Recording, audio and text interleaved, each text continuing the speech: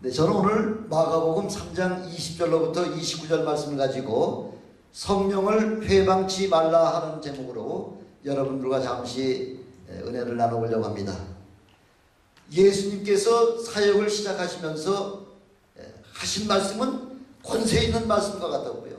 또 놀라운 그 신유의 능력을 통해서 참으로 수많은 사람들이 그 소식을 듣고 지금 예수님께 찾아오는 장면입니다. 이렇게 너무나 많은 사람들이 예수님께 몰려오고 나니까, 그러니까 마가복음 3장 14절에 보니까 예수님께서 12제자들을 불러주시죠. 혼자서는 도저히 사역할 수 있을 수가 없으니까 동역자들, 예수 제자들을 12명을 부르시고, 뭐 때문에 부르셨냐면은 14절에 보니까 자기와 함께 하시고 있게 하시고, 또 보혜사, 또 보내사, 전도도 하며 또 귀신을 내어쫓는 권세도 있게 하시려고 제자들을 부르셨다, 그렇게 말씀하고 있습니다.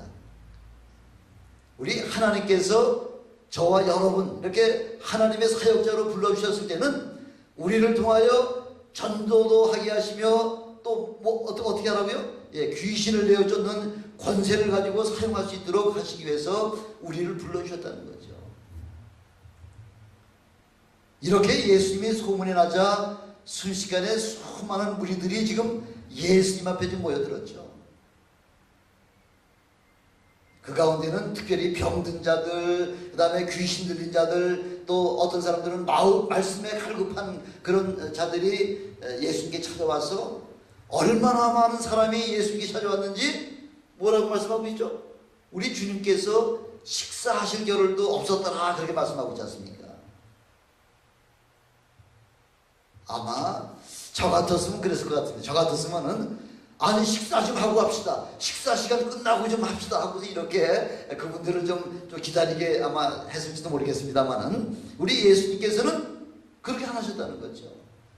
일일이 찾아오는 자들마다 다 병든 자는 병을 고쳐주시고 귀신 들린 자는 귀신을 내어쫓아 주시면서 저들의 모든 문제를 다 해결해 주셨다는 거죠. 왜 그랬을까요? 예수님은 그들을 보시면서 어떤 마음을 가지고 계셨을까요? 마치 목자 없는 양을 만난 것과 같이, 목자 없는 양이 얼마나 연약하고 불쌍합니까? 그 불쌍한 마음으로 그들을 돌보시고 또한 그들의 사역을, 그들의 필요를 채워주시기 위해서 쉬지 못하시고 식사도 하지 못하시고 그들의 모든 필요를 다 채우셨다는 거죠. 이런 주님의 마음을 가진 저와 여러분이 되시기를 주님의 이름으로 축원합니다. 이런 마음만 가지면은 늙지 못할 일이 없죠. 해결 안 될 문제가 아무것도 없죠. 이렇게 무리들이 예수님이 가시는 곳곳마다 수많은 사람들이 모여들죠. 그러니까 제일 문제가 된 사람들이 어떤 사람이 문제가 되냐면은 대제사장과 바리새인과 서기관들, 이렇게 바로 종교 지도자들의 입지가 좁아졌다는 거죠. 왜? 그동안은 예수님이 오시기 전에는 그 말씀 가지고서 모든 사람들의 그 모든 사역들을 갖다가 막 짓누르면서 그 영적인 권위를 가지고서 마음대로 백성들을 쥐었다 폈다 하면서 이렇게 그 마음대로 다룰 수 있었는데, 이제는 예수님께서 오셔서 참 진리의 말씀 선포하시는 말씀마다 어떤 말씀이에요? 어떤 말씀이에요? 놀라운 그 권세 있는 말씀이라 그래요. 어떤 서기관에게서도 들어보지 못한 그 엄청난 하늘의 권세의 말씀으로다가 선포하시는 그 예수님을 따라다니려고, 그 말씀이 갈급한 자는 예수님을 따라다니면서 그 말씀을 체험받기도 하고요. 어떠한 문제가 임해든지 간에 예수님을 만나면 모든 문제를 다 해결이 되고 나니까 이제는 더 이상 종교 지도자들이 더 관심이 없게 되는 거죠. 권위도 없게 되는 거죠. 권위가 떨어지니까 그들은, 종교 지도자는 바로 예수님을 시기하고 질투하기 시작했다는 것입니다. 그래서 어떻게든지 예수님을 넘어뜨려야 되는데 꼭 그 서기관들이 할 수 있는 제일 최고의 특기가 뭐예요? 장점이 뭐예요? 말씀이지 않습니까? 율법사들이니까. 율법학자들이기 때문에 그래서 말씀으로다가 예수님을 이렇게도 시험해보고 저렇게도 시험해봐가지고서 예수님을 말씀으로 넘어지게 만들려고 가진 뭐 여러 가지 모략을 다 계략을 다 해가지고서 그렇게 시험을 하지만은 온갖 죽이려고 가진 방법을 다 지금 사용하고 있지만은 그러나 그렇게 예수님께서 말씀에 그 시험에 넘어갈 수가 있습니까? 넘어갈 수가 없죠. 말씀의 주인이 누구시기에? 예, 말씀의 주인이 바로 우리 주님이시기 때문에 말씀을 선포하신 분이 예수님이시기 때문에 그 말씀 때문에 그 율법자들의 시험 때문에 넘어가시는 예수님이 아니시죠. 죽이긴 죽여야 되겠는데 예수님 때문에 도저히 자기네들의 그 입지와 자기네들의 사역에서 엄청난 영향을 받게 되고 그 예수님 때문에 자기의 그 종교적인 그런 그 기득권을 사용하지 못하게 되니까 예수를 죽이긴 죽여야 되겠는데 지금 두려운 게 누가 두려운 거예요? 백성들의 눈이 두려운 거죠.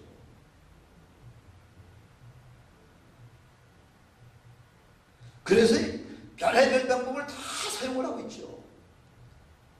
그러고 안 되니까 그래도 안 되니까 말씀을 가지고 시험해도 안 되고 별의별 그 방법을 다 계략을 해도 그렇게 해도 안 되니까 마지막 무기가 뭐예요? 마지막 무기가 요즘 세상에서도 자주 쓰는 그런 무기죠. 어떤 무기예요? 예수가 미쳤다 하고서 헛소문을 퍼뜨리는 거죠. 유언비어를 퍼뜨리는 거죠. 유언비어는 발도 없는 놈이 그냥 순식간에 뭐 말이 한번 입에서 나오였다 하면 그냥 순식간에 그냥 수천 명, 수만 명 그냥 전국에 그냥 그 발 없는 말이 돌아다니면서 수많은 그 유언비어가 순식간에 퍼지는 모습을 우리가 너무 잘 알지 않습니까? 우리가 잘 아는 1980년도 사건 아시죠? 1980년도 광주사 때 그때에 유행하던 말이 무슨 말이에요? 그때 유행하던 말 혹시 기억나시는 분 있어요? 카더라잖아요. 카더라는 말 알아요? 누가 죽었다 카더라. 뭐 여자들의 뭐 그냥 가슴을 도려냈다 카더라. 뭐 유언비어가 얼마나 전국을 그냥 휩쓸었습니까? 유언비어가 이게 정권을 무너뜨리기도 하고 세우기도 하는 이 엄청난 파워가 바로 유언비어 있잖아요. 그래서 그 일을 주도한 자가 누구냐면요. 누가 그 유언비어를 누가 주도했겠습니까? 김일성이가 주도했죠. 김일성이가 모든 사람들을 그 남한에다가 파송을 하고 그 남한에 있는 그 뿌락지들에게 잘 얘기해가지고서 그냥 온갖 유언비어 퍼뜨리게 하고 그 다음에 그 특수부대를 2개 중대인가 몇 개 중대를 갖다가 남한에다가 파송을 보냈다 그러잖아요. 배로 해가지고. 그래가지고서 그 뒤에서 그 광주 학생 시민들을 학살을 하고서는 그 한국 군인이 가서 죽였다고 그렇게 유언비어를 퍼뜨려가지고서 그래가지고서 그때 죽었던 사람이 아직 신원이 밝혀지지 않은 사람이 굉장히 많다 그러잖아요. 그 사람들의 무명용사비가 저 북한에 있다는 거 아니에요. 어디 인터넷에 보니까 그렇게 나와 있대요.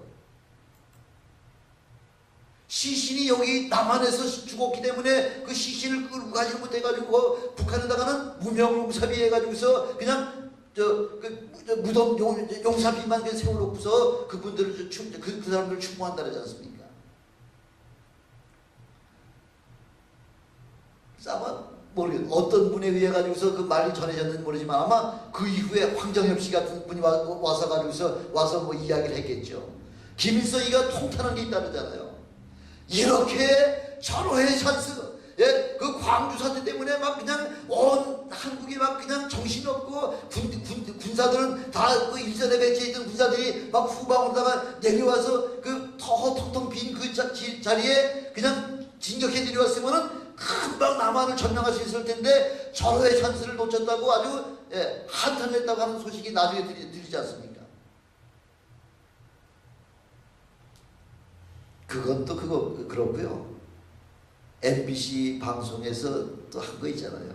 광우병 사건, 광우병.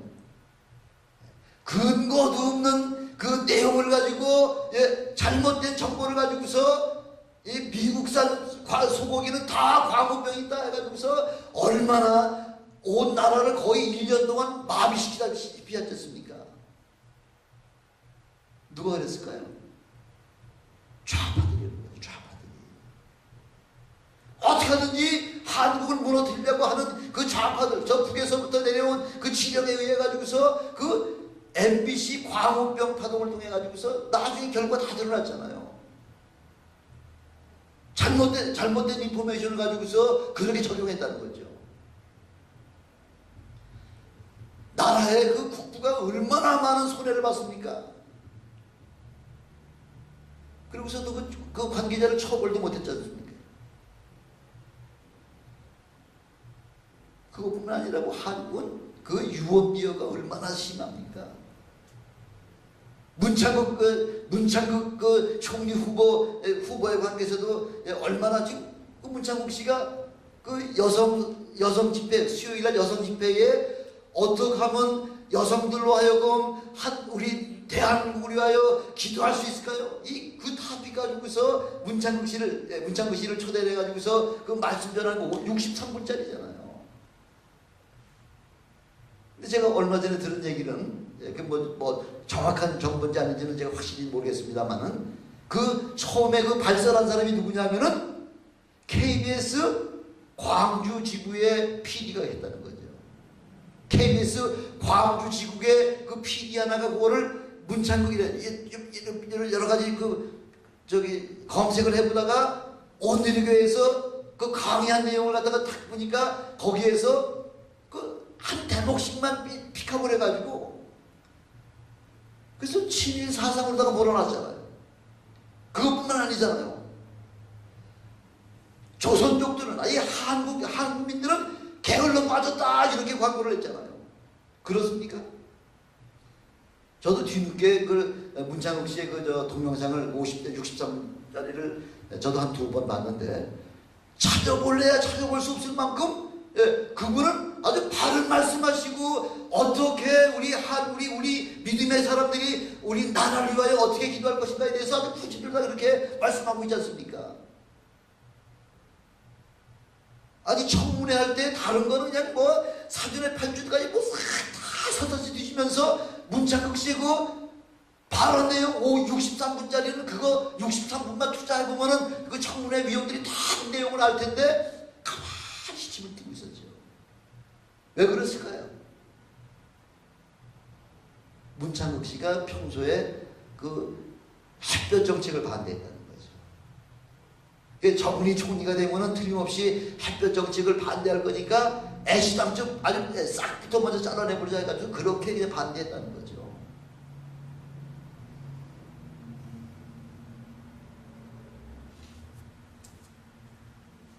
이런 악성 루머를 통해 상대를 넘어뜨리거나 아니면 방해하려고 하는 것이 바로 이게 우리 지금 현실에 우리에게 닥쳐져 있는 그런 모든 문제들 아닙니까? 오늘 바로 말씀에서도 똑같은 동일한 지금 내용을 가지고서 지금 말씀하고 계시는 거죠.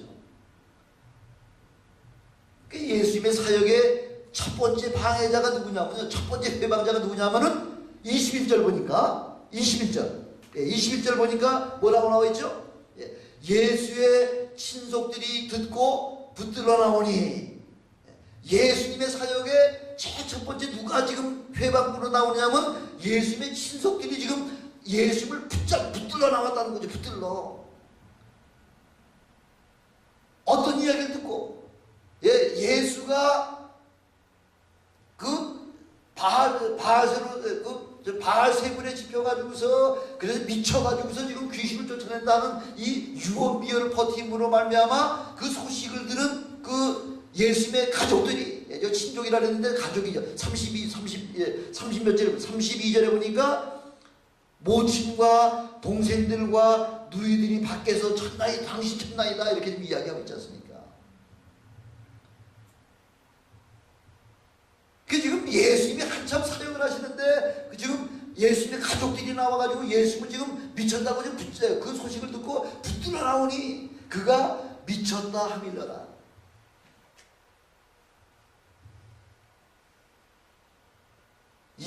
유언비어가 가족들을 먼저 자극시킨 거죠.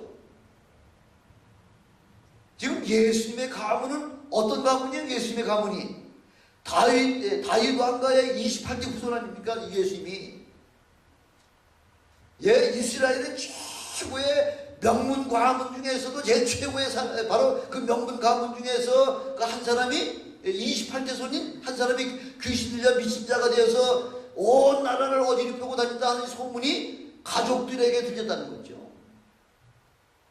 폐가망신이라는 거죠. 폐가망신. 아니 우리 가족이 어떤 가족인데 다윗 왕가의 28대 손 우리 이 왕손 가정에 한 사람이 나타나가지고 미쳐가지고서 온 나라를 휘짓고 다니면서 미친 짓을 한다고 하니까 가족들이 먼저 뛰어나온 거예요. 자기 예수님을 붙잡아 드리려고. 가문에 먹칠할까봐 동생들이 총출동을 했죠. 아니 그럼 모친 마리아는 왜 나왔습니까? 모친 마리아는 예수님의 첫 이적인 가나 혼인잔치에서 물로 포도주를 만든 일에 바로 예수님의 이적에 문을 열어놓은 바로 장본인이잖아요. 근데 혹시라도 예수님께서 그 만약 정신이 이상이 돼서 미쳐가지고서 그렇게 될 것 같으면 그 예수님의 신적인 권위에 혹시라도 누가 될까봐 그 모친 마리아도 지금 함께 동행했다는 거죠. 유언비어가 이렇게 가족들에게까지 영향을 주었다는 것입니다. 아니 가족들도 그렇죠. 예수님께서 온 사방에 달리면서 놀라운 이적의 현장을 보고 들었으면 알만도 할 텐데 지금 동생들은 형을 형을 마음으로 받아들이진 아니하죠. 요한복음 7장 3절에서부터 5절까지 보니까 지금 예수님 동생이 지금 예수님에게 좀 하는 얘기겠죠. 당신의 행하는 일을 제자들도 보게 여기를 떠나 저 유대로 가소서. 스스로 나타나기를 구하면서 묻혀서 일하는 사람이 없나니 이 일을 행하려거든 자신을 세상에 나타내소서 하니 이는 그 형제들이라도 예수를 믿지 아니하미로라. 예수님의 형제들이 예수님의 사역에 지금 동역을 해주고 도와주지는 못할 망정 이렇게 지금 형이 하는 모든 일들을 갖다가 애시당초부터 부인한다는 거죠. 애시당초 우리 형은 그런 사람이 아니라는 거죠. 예수를 믿지 않냐면 그 형제들이 그렇게 얘기한다는 거죠. 왜 그랬을까요? 믿음이 연약하니까. 또 다른 이유는 말씀이 부족하니까. 말씀을 그 구약성경 창세기부터 말라기서까지 얼마나 메시아에 대해서 얼마나 풍성하게 그 수천 가지로 그렇게 예언해놨기 때문에 구약을 꿰뚫은 사람이라고 할 것 같으면은 우리 바로 예수님이 하시는 모든 그 사역을 바라보면서 그렇구나. 바로 우리가 기다리는 메시아가 예수 그리스도시라는 걸 금방 깨달아 알 수 있을 텐데 그들의 그 마음의 문을 닫았기 때문에 형이 무슨 메시아요 이런 거죠. 형이 무슨 하나님의 아들이요 이제 이렇게 나온 거죠. 이렇게 믿음이 연약하거나 말씀이 부족하면 유언비어에 아주 속기시고요. 속임수에 속이시고 이단 사설에 넘어가기가 너무 쉽다는 거죠. 그러니까 우리가 말씀을 알되 깊이 묵상해서 그렇게 말씀을 깨달으라 하고서 우리가 매년 지금 성경을 많이 읽자고 하는 것이 우리 필요 아닙니까? 이렇게 가장 가까이에서 예수님을 도와야 할 친족들이 오히려 예수님의 사역에 지금 방해가 되고 있다는 거죠. 방해가. 마가복음 3장 11절에 보니까요. 귀신 들려서 어느 때든지 귀신이 들려가지고요. 소경이 되고 벙어리가 된 소경과 벙어리 된 사람을 예수님께 데려왔을 때에 예수님께서 귀신을 내어 쫓으심으로 말미암아 벙어리가 말을 하게 되고 소경이 눈을 뜨게 한 그 사건을 그걸 바라보면서 이런 사건이 있을 때마다 지금 누가 제일 먼저 예수님을 증거하느냐면요. 이런 예수님께서 엄청난 사역을 하실 때마다 제일 먼저 예수님을 증거하는 자가 누구예요? 제자들? 아니요, 귀신들이. 뭐라고 얘기하냐면 귀신들이 어느 때든지 예수를 보면 그 앞에 엎드려 부르짖어가도록 하노되 당신은 하나님의 아들이로소이다. 누가 진 거예요? 하나님이, 예수가 하나님의 아들이라고 누가 진 거예요? 귀신이 먼저 한다는 거예요. 귀신이. 그래서 예수님이 3장 12절에 뭐라고 지금 말씀하시냐면요, 예수께서 자기가 하나님의 아들임을 나타내지 말라고 많이 경계하고 계신 중에 지금 누가 심정한 거예요? 예, 나 지금 하나님이라고 절대 당대 가서 얘기하지 마 하고서 이렇게 단단하게 입단속을 하고 있는 판에 지금 가족들이 나타난 거죠. 지금 마가복음 3장 32절에 오늘 본문에는 안 나왔습니다만 32절에 보니까 무리가 예수를 둘러 앉았다가 여짜오되 보소서 당신의 모친과 동생들과 누이들이 밖에서 지금 당신 찾고 있습니다. 누가 왔다고요? 예, 본인 내가 하나님인 것을 아무한테도 얘기하지 마 하고서 입단속을 하고 있는데 지금 누가 찾아왔다는 거예요? 가족들이. 당신의 모친과 당신의 동생들과 당신의 지금 누이들이 지금 당신 찾아왔습니다. 당신이 무슨 하나님의 아들이요? 그거 지금 얘기하는 거죠. 무슨 당신이 지금 뻔히 내가 당신의 부모가 누군지, 요셉의 아들이요, 당신 어머니는 저 마리아요, 당신 지금 형제들은 뭐 야고보, 유다, 요셉 다 당신 다 동생도 여기 있고 누이도 다 여기 바깥에 왔는데 당신이 어찌 하나님의 아들이요 하고서 이렇게 지금 이거 따지러 온 거예요. 가족들이 예수님의 이름에 도무지 뭐가 안 돼요? 도움이 안 되는 거예요. 도움이. 그 예수님이 뭐라고 말씀하세요? 33절에 보니까 대답하시되 누가 내 모친이며 동생들이냐 하시고 35절 보니까 누구든지 하나님의 뜻대로 하는 자는 내 형제요 자매요 모친이니라.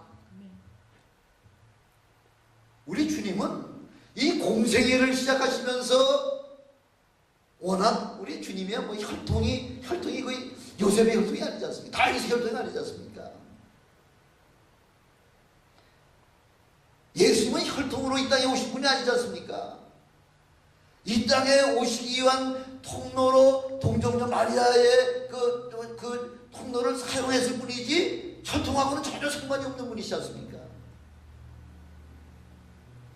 그걸 예수님께서 다시 또 어디서 말씀하시냐면 마태복음 22장 45절에 예수님께서 친히 유대인들을 향해서 지금 말씀하고 계시잖아요. 뭐라고 말씀하세요? 다윗이 그리스도를 주라 칭하였은즉 어찌 그의 자손이 되겠느냐 하시니, 지금 다윗은 예수님보다 1000년 앞에 사람이잖아요. 1000년. 다윗의 28대 손이잖아요. 예수님은요. 근데 다윗이 메시아를 향하여 장차 오실 예수님을 향하여 우리 그리스도를 주라 칭하였은즉 어찌 그의 자손이 되겠느냐 하시니 46절에 한 말도 능히 대답하는 자가 없고 다시 묻는 자가 없더라. 너희 알잖아. 다윗이 그 나를 향하여 이야기하기를 주께서 바로 우리 주님의 발 밑에 그 마귀를 징벌할 때까지 그 하나님의 자리 보좌 우편에 앉아 계시라 하고서 하는 그 사실을 제일 잘 알지 않습니까? 우리 여러 율법학자들이.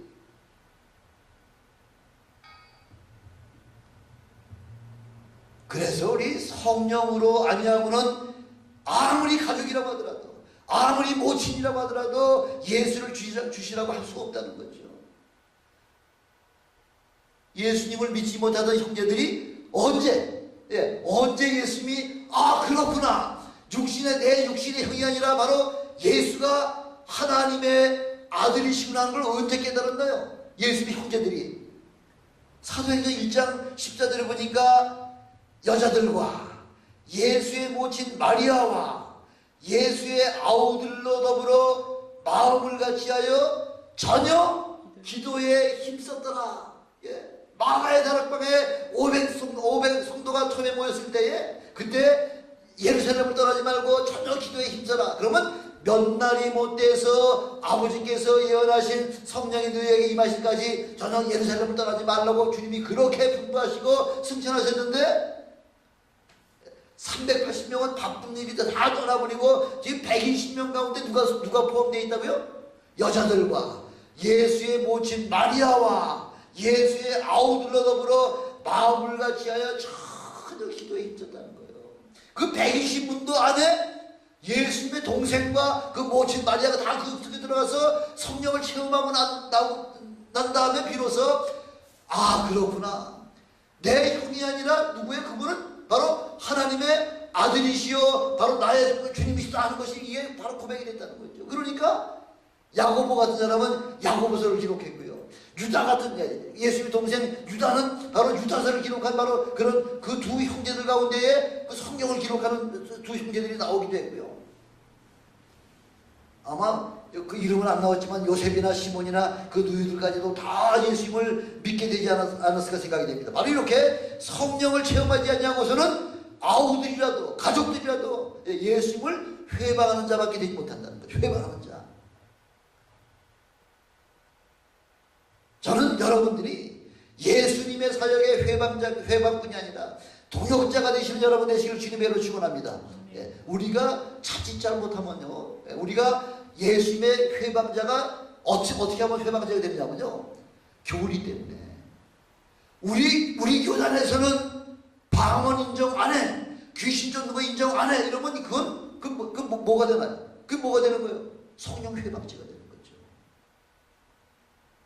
무서운 말씀이죠. 아니 성경에 분명히 다 기록이 되어 있는데도 성경은 그렇게 됐더라도 우리 교단에서는 그거 인정 안 해. 방언 인정 안 해. 방언은 초대교회 때 다 끝났어. 말도 안 되는 소리죠. 말도 안 되는 소리예요. 아니 초대교회 때 끝나면 초대교회 때 교회가 세워지기 위하여 잠시 잠깐 주셨다는 거죠. 말 같지도 소리죠. 그러죠 장로님? 여기 저 눈을 보세요. 눈 감지 마시고요. 두 번째 예수님을 방해하는 자가 뭐냐면 누구였었냐면 종교 지도자들이 방해했다는 거죠.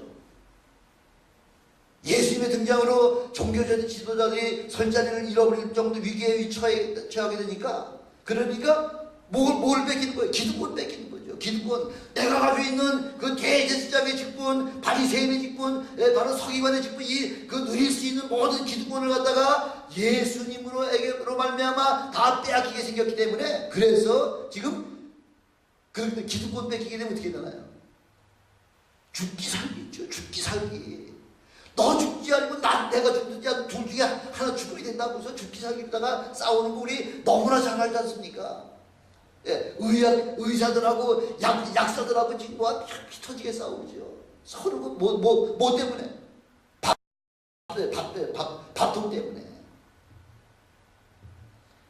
정치권은 또 얼마나, 정치권은 말도 못하고요. 정치권은요. 사회 구석구석 그런 것이 다 아주 완전히 자기 유익을 위해서 자기 그 기득권, 그 자기 밥그릇 때문에 그렇게 죽기 싸우다가 아주 피 터지게 싸우는 그 모습들을 우리 보지 않습니까? 바로 그 모양이 똑같은 지금 주님 앞에서도 지금 동일한 사건이 일어나는 거죠. 예수님을 뭘 믿어가 지금 만드는 거예요. 예수님을 어떻게 해야 되는 거예요? 어떻게? 왕따시키는 거죠. 일본말로 이지메라 그러죠. 이지메. 왕따시켜가지고서 사회에서 활동하지 못하도록 그래. 왕따. 영어로는 벌링이라 그러죠.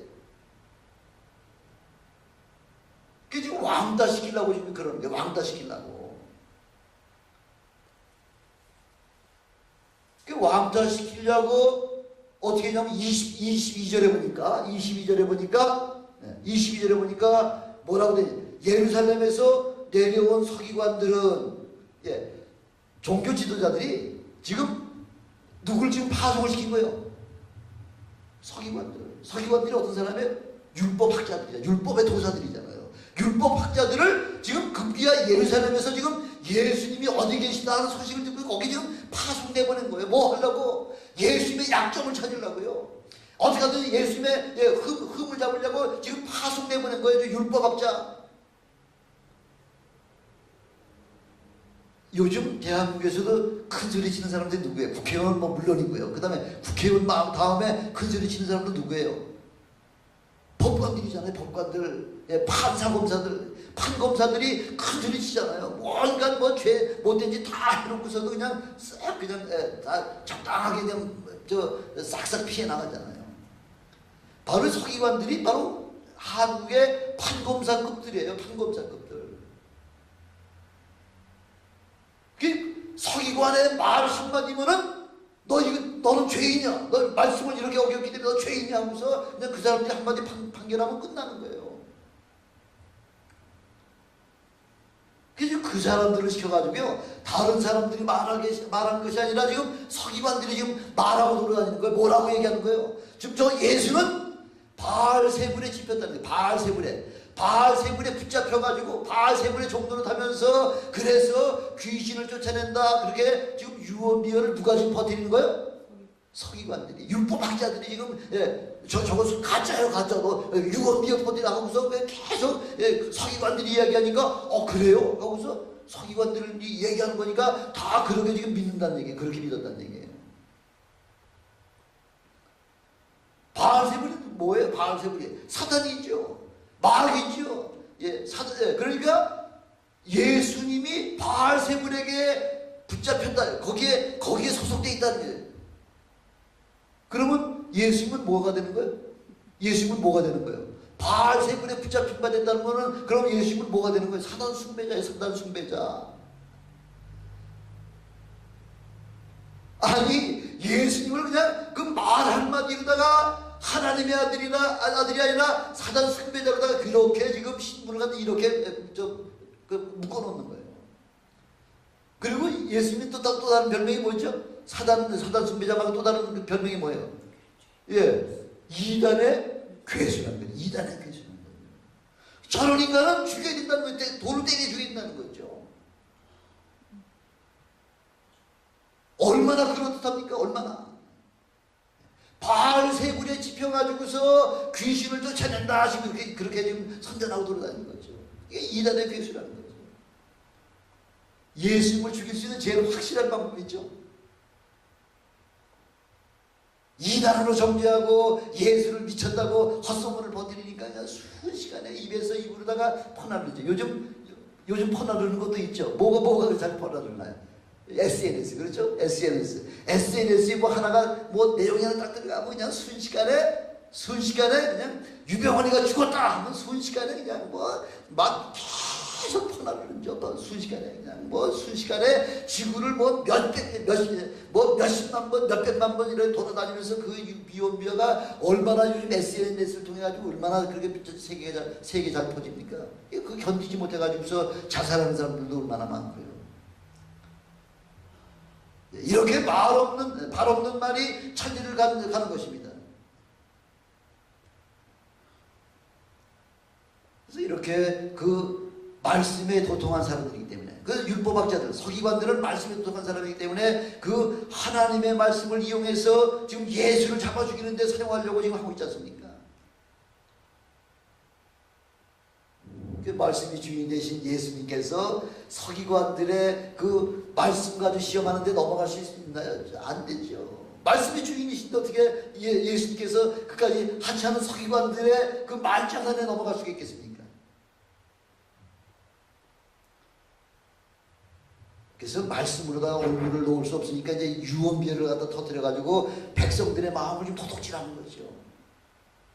마태복음 12장 21절로부터 27절까지 말씀이 오늘 우리가 봉독한 이 말씀과 병행 구절인데, 거기에 뭐라고 나와있냐면 귀신 들려 눈 멀고 벙어리 된 자를 데리고 왔거늘 예수께서 고쳐주심에 그 벙어리가 말하며 보게 된지라.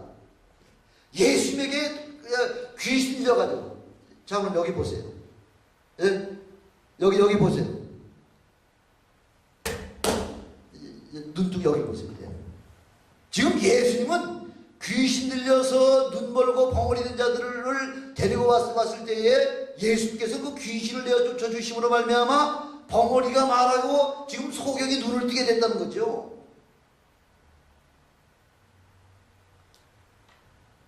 그러니까 지금 서기관들이 귀신의 왕 바알세불에 힘입어서 귀신을 쫓아낸다고 예수님을 지금 비방하고 있는 것입니다. 그 말이 마치 뭐하고 똑같다는 거예요. 사단이 지금 사단을 내쫓는 격이라는 거죠. 나라 안에서 서로 분쟁하면 나라는 망할 수밖에 없고요. 집안이 분쟁하면 가정을 바로 세울 수가 없고요. 모습도 이만저만한 모습이 아니죠. 자가당착이죠. 아주 성경을 몰라도 너무 모르는 무지의 소치죠. 무지의 소치. 예수님의 초자연적인 능력을 우리의 이성으로 판단하고 옳고 그름을 말해서는 안 된다는 거죠. 어떻게 우리가 감히 하나님의 그 엄청난 비밀과 엄청난 그 놀라운 그 하나님의 그 계획을 우리가 얻지 않고서 하나님을 잘했다 잘못했다 판단할 수 있겠냐는 거죠. 인간의 제한된 이성으로는 하나님과 예수님을 판단할 수가 없다는 것입니다. 지금 바리새인들이나 서기관들은 너무나 형식적이죠. 신앙이 형식적이죠. 종교생활을 하기 때문에 그 형식적인 종교생활에서는 능력이 나타내야 나타날 수가 없습니다.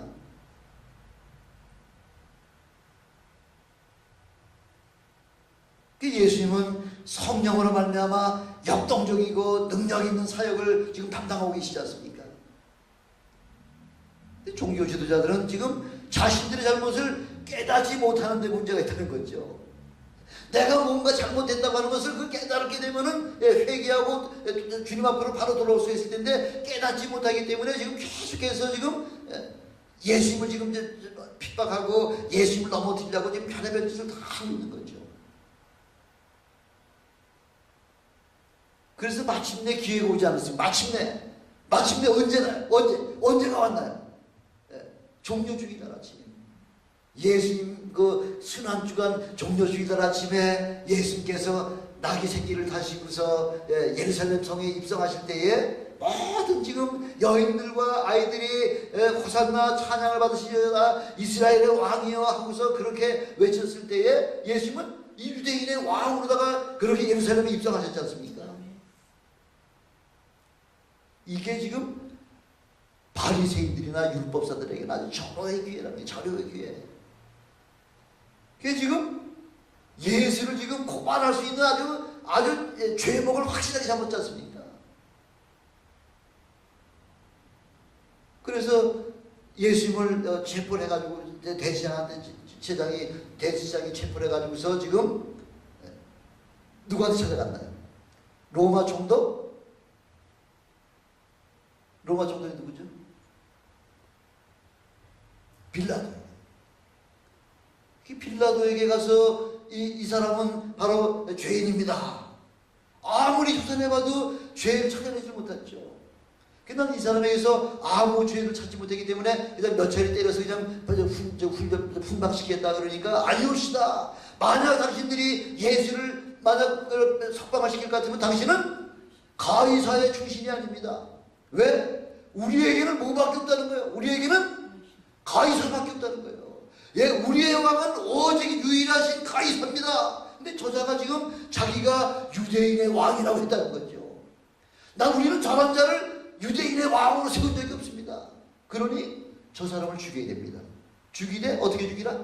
십자가에 못을 박아서 죽여야 된다고 그렇게 외쳐가지고서 그래서 결국은 그렇게 죽이지 않았습니까? 만약 안 죽이면 당신은 가이사의 영적입니다 하고서 이렇게 당신은 가이사에게 벌 받아야 된다고서 그렇게 나오니까 할 수 없이 빌라도가 예수님을 십자가에 못 박도록 내줬다는 거죠.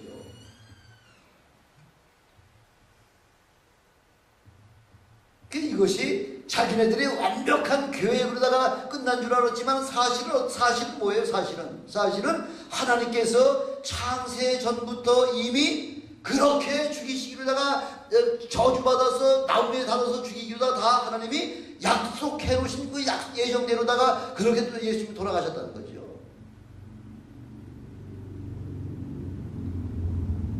그래서 예수님이 이 땅에 오셔서 이 십자가에 죽으시기 전까지 모든 율법의 모든 죄에 관한 모든 상황은 예수님께서 십자가에 죽으심으로 말미암아 예수님을 방해했든지 예수님을 핍박했든지 예수님을 욕하고 침뱉고 때리고 예수님을 죽였다고 하더라도 우리가 주님 앞에 나와서 내가 죄인입니다 고백만 하면 어떠한 율법의 죄를 졌더라고 하더라도 다 뭐가 된다고요? 용서가 된다는 거예요. 율법으로 말미암아 지은 모든 죄는 다 용서가 되지만은 한 가지가 안 된다는 거죠. 어떤 것이 용서가 안 되냐면 세 번째는 성령을 회방한 죄만큼은 결단코 용서가 되지 아니한다고 오늘 우리에게 분명하게 말씀하고 계시지 않습니까? 28절에서 29절까지 보니까 사단의 모든 죄와 무릇 회방하는 회방은 사람의 모든 죄와 무릇 회방하는 회방은 사하심은 어때? 누구든지 성령을 회방하는 자는 사하심을 영원히 얻지 못하고 영원한 죄에 처하게 된다 하고 이렇게 우리에게 분명하게 말씀하고 계신 거죠.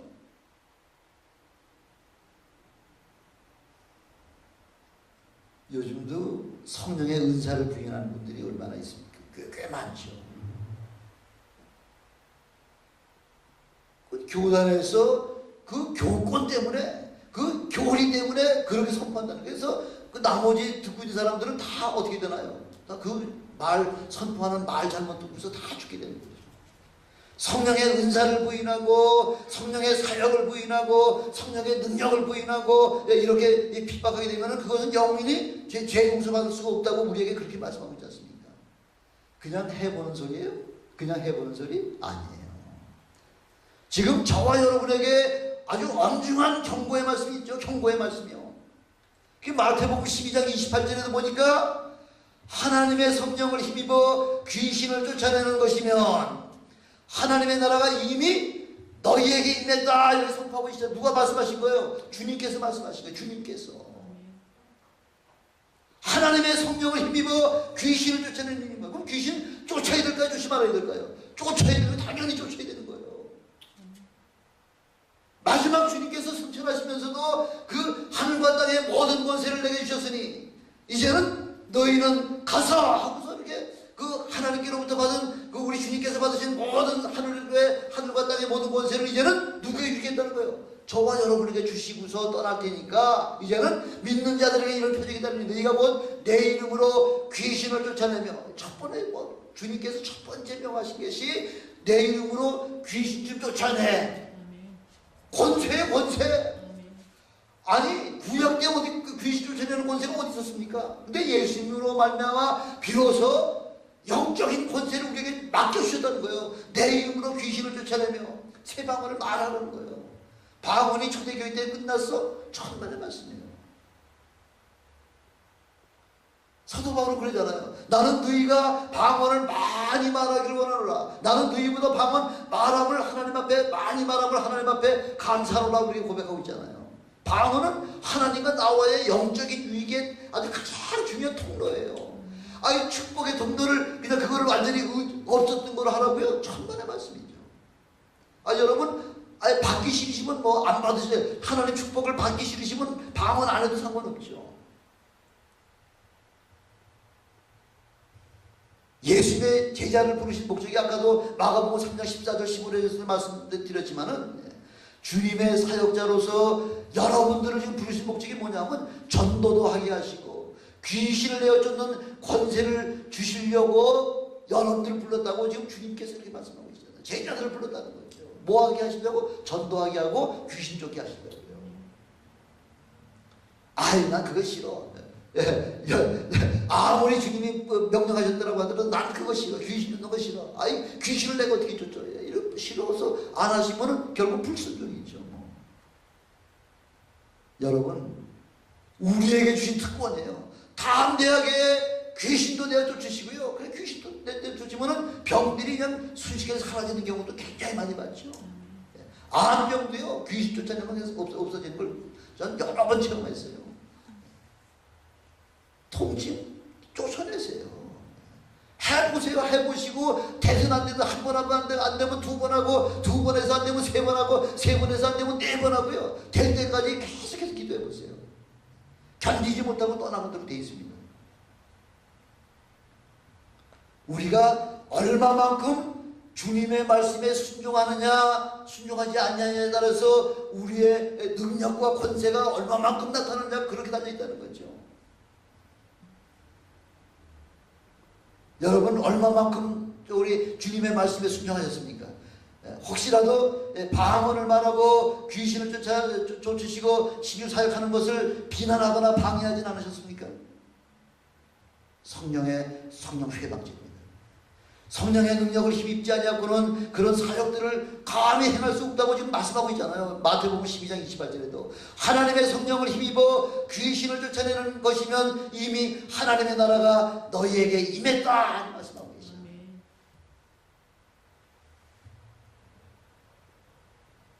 성령을 체험하십시오. 그리고 성령님을 힘입어서 방언하고 귀신을 내쫓으며 병든 자가 있으면 신의 능력을 통해서 고쳐주시고 안 고쳐주시는 건 우리 소관 아니에요. 기도한 사람 소관 아니에요. 누구 소관이에요? 하나님 소관이에요. 우리는 명령을 하셨기 때문에, 주님이 말씀을 주셨기 때문에 이제 순종하는 거예요. 순종. 내가 기도하면 나 천간의 말씀이에요. 내가 뭔데 내가 기도하면 납니까? 아니에요. 명령하셨기 때문에 이제 순종하면 고쳐주시고 안 고쳐주시는 건 하나님 소관이에요. 이것은 하나님께서 우리에게 주시는 최고의 특권 중에 특권이라는 거죠.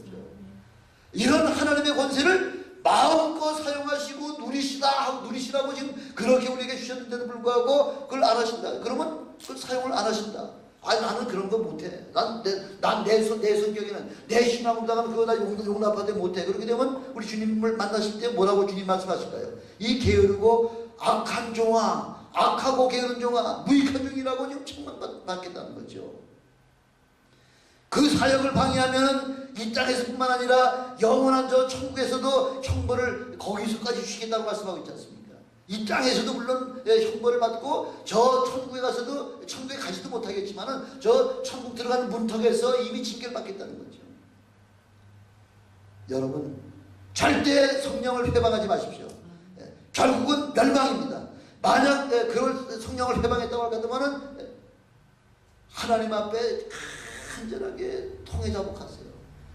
용서가 될지 안 될지는 그건 하나님 소관이기 때문에 이미 여러분 성령을 회방했다고 할 것 같으면 하나님 앞에 그 성령 회방죄를 인하여 여러분 하나님 앞에 간구하시길 바랍니다.